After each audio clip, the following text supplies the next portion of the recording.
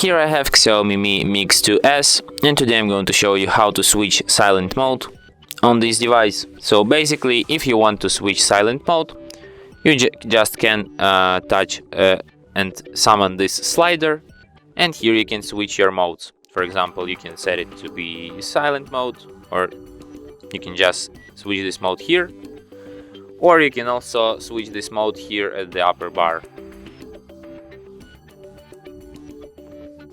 Or you can just turn off the volume like this, all of the volume.